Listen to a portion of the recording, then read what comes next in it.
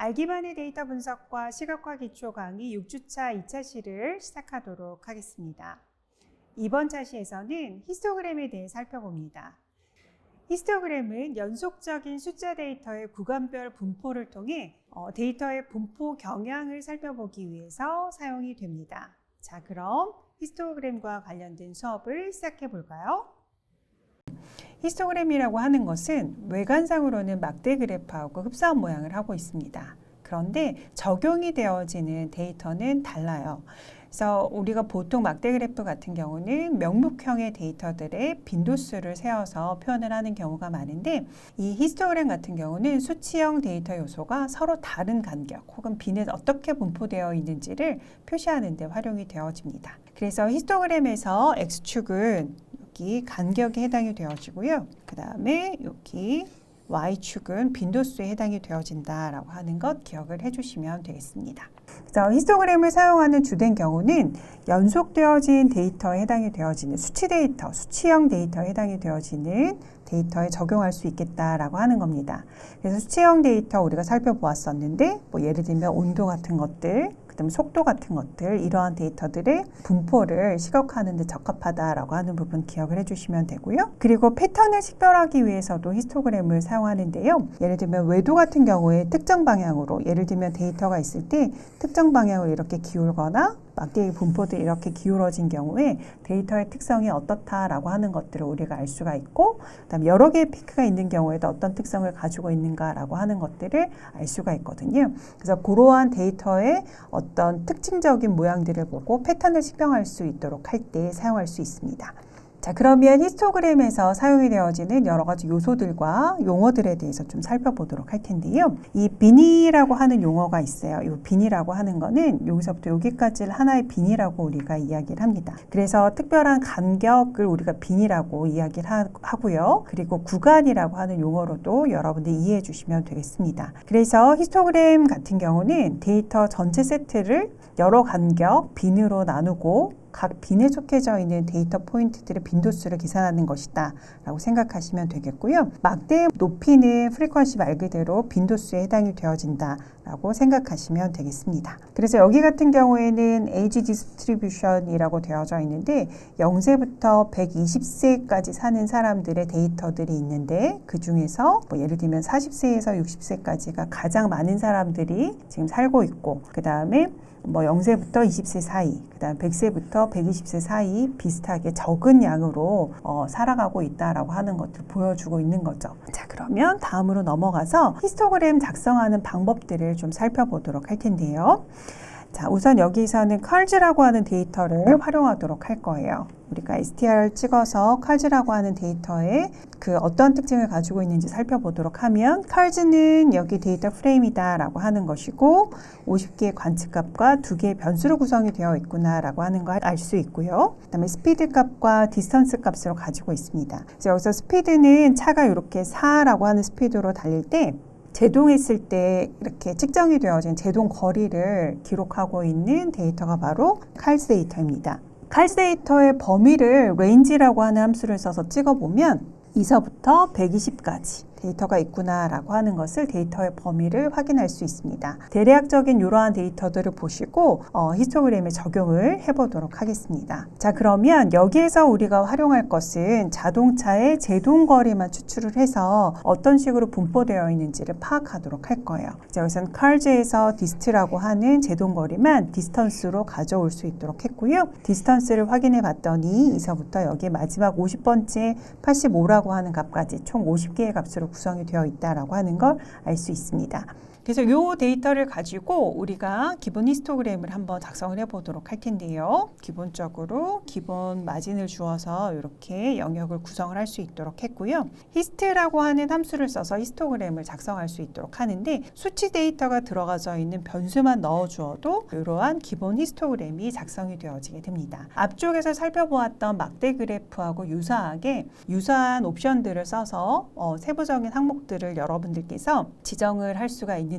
보통 히스토그램 같은 경우는 막대 그래프처럼 아주 예쁘게 꾸미기보다는 데이터의 분포를 파악하는 데 더 중점을 두거든요. 그래서 보통 히스토그램은 이렇게 아주 간단하게 표현이 되어지는 경우도 많이 있다라고 하는 부분 알고 계시면 될 것 같아요. 자, 그러면 우리가 몇 가지 옵션 값들을 가지고 좀 조정을 해보도록 하겠습니다. 히스토그램에도 우리가 다양한 내용들을 넣어줄 수가 있는데 기본적으로 데이터 값을 넣어줄 수 있도록 하고요. 여기서 breaks라고 하는 거는 빈의 개수를 이야기합니다. 그래서 여기 15라고 넣어주면 기본적으로 특별한 문제가 없으면 15칸으로 구간을 나눠주겠다라고 하는 것을 의미하게 돼요. 그리고 메인은 차트의 제목을 표현하는 거였고 여기서 X랩과 Y랩은 각각 X축, Y축에 제목을 붙여주는 거였고 그 다음에 여기서 컬러는 라이트 그린으로 막대 컬러 지정하는 거, 보도의 색깔도 지정을 할 수가 있는데 여기서는 흐린 그린색에 진한 다크 그린으로 테두리를 이렇게 지정을 해줄 수 있도록 했습니다. 그런데 여기서 봤더니 여기 0서부터 여기 120까지 데이터가 있는데 총 15칸으로 나누라고 했는데 실제적으로 적용이 되어지지 않는 경우들도 많이 있거든요. 데이터의 특성에 따라서 그렇게 못 나누는 경우는 얘가 알아서 가지고 있는 자동화된 데이터를 사용하는 경우들이 있어요. 그래서 이것을 조금 더 정확하게 나눠줄 수 있도록 하기 위해서 우리가 시퀀스라고 하는 함수로 그 구간을 지정을 할 수 있도록 합니다. 이 시퀀스라고 하는 건 우리가 제일 처음에 데이터 생성시키도록 할 때 배웠던 함수인데요. 여기 뒷장에서 좀 설명을 드리도록 할게요. 자, 그러면 15라고 입력을 했는데 12개로밖에 나눠주질 않았거든요. 그래서 조금 더 정확하게 지정하기 위해서 시퀀스 함수를 사용한다라고 했었어요. 그래서 SVQ를 이용을 해서 이렇게 지정을 한번 해볼 수 있도록 했습니다. 그래서 여기 0서부터 120까지 아까 레인지로 보았을 때 2서부터 120까지인데 2서부터 시작하기 애매하거든요. 그래서 속도 0서부터 120까지로 지정을 하겠다라고 하는 거고 그 사이를 5로 나눠줄 수 있도록 하는 거죠. 그래서 120 나누기 5를 해서 각각 여기 구간들이 0서부터 20까지가 5를 기준으로 해서 나눠지기 때문에 각각 4칸으로 구성이 되어져 있어서 5라고 하는 간격으로 빈이 이렇게 쭉 구성이 되었다라고 하는 걸 알 수 있습니다. 앞쪽에서 디폴트로 구성이 되었던 것하고 빈의 값을 5로 나누었을 때 그래프의 모양이 상당히 달라지는 걸 우리가 알 수 있거든요. 그래서 빈의 개수를 어떻게 조정하느냐에 따라서 데이터의 분포가 전혀 다르게 느껴질 수도 있고 그래서 우리가 가장 원하는 데이터를 잘 나타낼 수 있는 빈의 개수를 알아내는 것도 히스토그램을 사용할 때는 매우 중요하다라고 볼 수 있습니다. 그리고 나머지는 앞쪽에서 나왔던 것이기 때문에 넘어가도록 하겠고요. 그다음에 다음으로는 10으로 지정을 했어요. 그래서 0서부터 120까지를 이렇게 10씩 나누어서 빈을 구성하도록 했고 데이터의 분포가 약간 왼쪽으로 치우쳐지긴 했지만 종 모양의 형태로 구성이 되어 있구나라고 하는 걸 알 수 있습니다. 자, 그리고 Y축을 우리가 기존에 그냥 히스토그램을 그리게 되면 여기는 개수를 세워주는 거예요. 그래서 빈도수를 나타내죠. 우리가 원시 개수다 혹은 빈도수다라고 이야기하거든요.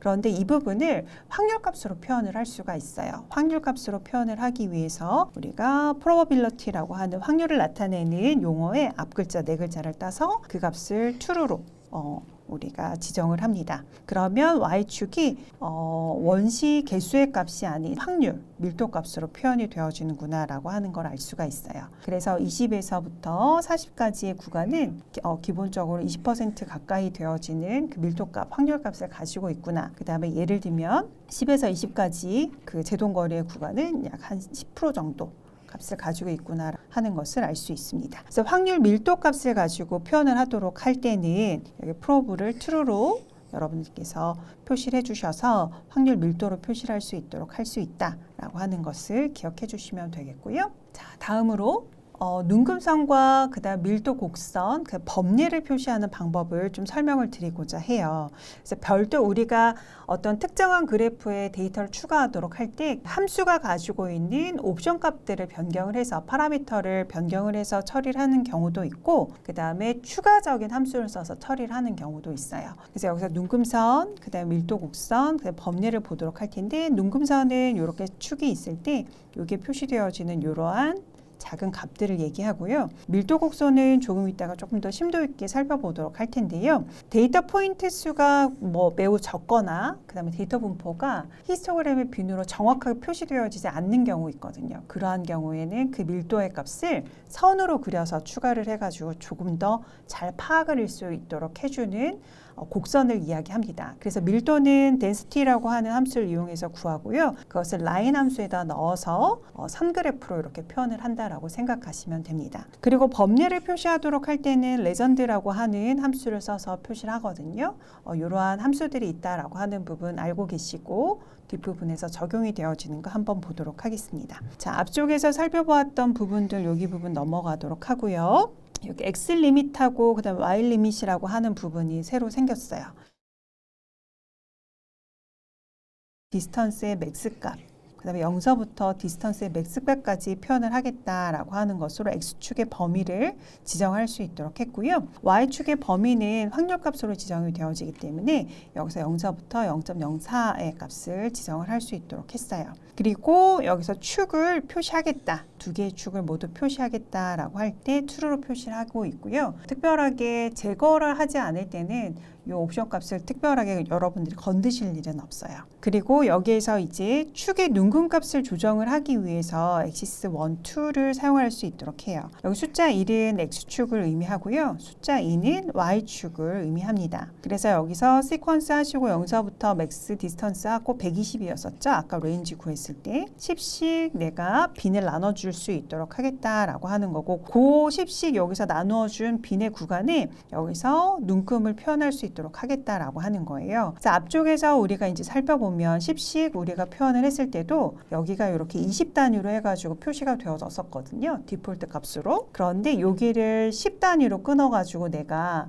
추가적인 정보를 넣고 싶다라고 할 때 아까 전에 보았던 axis라고 하는 함수를 쓰는 것이다라고 생각을 하시면 되거든요. 자, 그러면 여기 부분이 적용이 되어진 거는 조금 전에 보여드렸던 그림하고 비교해서 보았을 때 디폴트로 썼을 때는 여기 10 중간에 들어간 이 데이터가 없었던 거죠. 20씩 증가하는데 눈금이 이렇게 존재하고 있었는데 여기에 10과 30 이러한 데이터들 추가하고 싶었던 거예요. 그래서 여기서 axis의 x축에 대해서 맥시멈까지 10씩 눈금을 조정하겠다라고 하는 거고 그래서 여기서 짝수의 형태로 20, 여기 60, 이렇게 100, 120까지만 표현이 되어졌던 그 사이사이에 여기 10단위로 축이 더 정밀하게 표시되어졌다라고 하는 걸 볼 수 있어요. 저 같은 경우는 결과값을 가지고 여러분들께 보여드리니까 여기서 이렇게 표현을 해가지고 설명을 드리지만 실제적으로 여기까지만 수행을 했을 때 이것을 수행을 했을 때 이것을 수행을 했을 때 결과값이 어떻게 변화가 되어지는지를 여러분들이 확인하시면 훨씬 더 이 함수들이 어떠한 것을 의미하는가라고 하는 걸 아실 수가 있어요. 그 다음에 여기에서는 0.01씩 눈금을 조정하겠다라고 했죠. 그래서 여기서도 0.1씩 이렇게 눈금이 조정이 되어 있다라고 하는 걸 알 수 있습니다. 자, 그래서 axis라고 하는 거 1일 때, 2일 때 각각 표현이 되어지는 거 살펴보았고요. 그 다음에 그리드라고 하는 함수가 있어요. 여기서는 블루 값을 지정을 할 수 있도록 했고 이 그리드라고 하는 것은 눈금선을 추가할 수 있도록 하는 거예요. 그래서 여기 살펴보시면 여기서 디폴트 값으로 이제 조정을 하는데 주 눈금선을 가지고 표현을 해줘요. 자, 그리드에 의해서 이 눈금선이 표시가 되어지게 되고 컬러의 값을 우리가 블루로 지정을 했기 때문에 이렇게 파란색으로 표현을 해줄 수 있도록 합니다. 이 그리드는 상황에 따라서 표시를 하는 경우도 있고 그렇지 않은 경우도 있는데 수치 데이터가 어디에 걸려 있는가를 명확하게 볼 때는 그리드를 표시하는 것이 훨씬 더 데이터를 읽기가 좋겠죠. 근데 보편적으로는 표시 안 하는 경우가 사실은 더 많이 있어요. 그럼에도 불구하고 그리드라고 하는 함수를 써서 이렇게 눈금선을 연결을 시켜서 데이터 파악하기 좋게 할 수 있는 방법이 있다라고 하는 것을 기억을 해주시면 되겠고요. 그리고 라인즈라고 하는 거는 선 그래프를 그려줄 수 있도록 하는 함수라고 생각하시면 돼요. 그런데 여기서 선 그래프를 그리는데 어떤 값을 가지고 선그래프를 그리도록 했냐? 디스턴스라고 하는 제동거리에 대한 밀도를 계산해 주는 게 덴시티라고 했었죠. 그래서 그 밀도 값을 가지고 있는 덴시티 함수에 의해서 생성이 된 수치 데이터를 붉은색으로 선그래프로 표시하겠다라고 하는 거거든요. 그래서 그 그래프가 표시되어져서 들어간 게 바로 여기 붉은색으로 표시되어 있는 여기 부분이에요. 그래서 실제로 데이터의 밀도 곡선이 어떤 식으로 표시가 되어지는가라고 하는 걸 아실 수가 있고, 보통은 막대기가 그리고 있는 그래프의 유형과 흡사하게 그렇게 유사값으로 표현이 되어지는구나 라고 하는 것을 아실 수가 있습니다. 그리고 마지막으로 범례를 표현하도록 할 때 레전드라고 하는 걸 사용한다고 말씀을 드렸었죠. 그래서 이 레전드라고 하는 거는 제일 처음에 위치값을 지정을 할 수 있도록 해요. 굉장히 직관적으로 탑 라이트면 이렇게 그래프가 이렇게 그려져 있을 때 탑의 라이트 여기 부분이에요. 그러니까 왼쪽에 범례를 표시하고 싶을 때는 탑 랩트를 하시면 되겠죠. 오른쪽 아래에 보통 범례를 많이 표현할 수 있도록 하는데, 그런 경우는 버튼 라이트를 지정해 주면 되는 거예요. 그렇게 해서 이렇게 문자열로 범례의 위치를 지정해서 넣어줄 수 있다라고 하는 것이고, 범례에 이름을 붙여줄 수가 있겠고요. 그 다음에 여기서 어떤 식으로 범례의 컬러를 지정할지, 그 다음에 여기서 LTY 같은 경우에는 선 그래프에 대한 타입을 말해요. 그래서 뭐 실선 솔리드한 선이냐, 아니면 대쉬 선이냐, 혹은 뭐 대쉬 더트 선이냐, 뭐 이러한 것들을 표현하는 값으로 여기 LTY라고 하는 옵션을 사용을 하거든요. 그래서 이러한 옵션 값에 의해서 그려진 범례를 살펴보면 이렇게 구성이 되어 있습니다. 실선으로 구성이 되어져 있고, 붉은색으로 구성이 되어 있고, 범례 이름을 덴시티 커브로 밀도 곡선이라고 이렇게 표시를 할 수 있도록 한 것이죠. 이제 마지막으로 히스토그램이 가지고 있는 데이터들을 좀 확인해 보는 시간이에요. 그래서 우리가 히스토그램을 통해서 디스턴스를 가지고 빈을 10구간으로 이렇게 끊어서 갔을 때 데이터 값을 살펴볼 거예요. 그러면은 여기서 그려진 요 그래프에 대한 데이터를 여기 히스트 리절트라고 하는 변수에서 가지게 되는 거죠. 그렇게 하였을 때 실제로 데이터의 값을 찍어보는 거예요. 여기서 히스토그램에 의해서 생성이 되어진 데이터는 처음으로 브레이크라고 하는 데이터가 있어요. 브레이크는 구간의 값을 여기서부터 여기까지 표현을 해줄 수 있도록 해줘요. 10단위로 끊어서 갔기 때문에 10단위로 이렇게 브레이크 값이 눈금의 값이 표시가 되어지는 걸 확인할 수 있습니다. 그게 바로 히스토그램의 브레이크스 값이고요. 그 다음은 카운트 값이 있어요. 요거는 여기서 나는 여기서부터 여기까지의 4개가 있고, 여기서부터 여기까지의 6개라고 하는 빈도수가 있구나 라고 하는 것을 알려주는 겁니다. 그래서 카운트라고 하는 것은 빈도수를 세워줄 수 있도록 하는 거고요. 그 다음 덴시티가 있어요. 덴시티는 밀도값을 이야기합니다. 그쵸? 확률 밀도값을 이야기하고 각각 거기에 해당이 되어지는 값들이 이렇게 표시가 되어진다라고 하는 것을 알 수가 있습니다. 그렇게 하고 여기서 마지막으로 여기서 우리가 여기 0서부터 120까지를 나타내는 구간을 나타내는 값이 여기 브레이크스에 들어가져 있거든요. 그리고 여기 카운트라고 하는 거에 여기 각 구간에 들어가져 있는 카운트 값이 표시가 되어지고 있어요. 그런데 이거를 이런 표와 같은 형태로 만들어내고 싶은 거예요. 그런데 여기서 0서부터 10까지의 구간, 10에서 20까지의 구간을 이렇게 표현하고 싶은데 0, 10, 20, 30 이렇게 뒤로 밀리는 것보다는 앞쪽에 0서부터 10까지 이렇게 표현을 하는 게 훨씬 더 보기가 좋겠죠. 그래서 여기에서는 이러한 테이블을 만들기 위해서 어떤 방식으로 이러한 부분들을 우리가 구성을 하느냐. 자, 우선 count by bin이라고 하는 것에 여기 카운트 값을 넣어줄 수 있도록 했고요. 그 다음에 이름을 지어줄 거예요. 여기 이 숫자를 가지고 있는 변수가 count by bin이라고 하는 건데, count by bin에 이름을 붙여줄 거거든요. 그런데 거기에 이름을 붙여줄 때 여기 마이너스 1이라고 하는 게 어떤 의미였었죠? 여기 0서부터 120까지 10씩 증가하는 숫자들 중에서 첫 번째 요소만 제거하겠다라고 하는 거예요. 그래서 10서부터 120까지 데이터가 이렇게 이름으로 붙여져서 들어가게 되는 거죠. 그래서 최종적으로는 각 구간별로 구성이 되어져 있는 걸 이렇게 데이터로 구성을 해서도 표현을 할 수가 있다라고 하는 부분을 알 수 있습니다. 물론 여기 차트를 가지고도 우리가 볼 수가 있지만 실제로 구체적으로 숫자 데이터를 다뤄야 되는 경우는 이러한 방식으로 데이터 테이블을 만들어서 우리가 처리할 수도 있다라고 하는 부분을 설명을 드렸습니다. 그래서 히스토그램이 가지고 있는 데이터를 활용하는 방법까지 설명드렸습니다. 이번 시간에는 히스토그램에 대한 강의를 진행했습니다.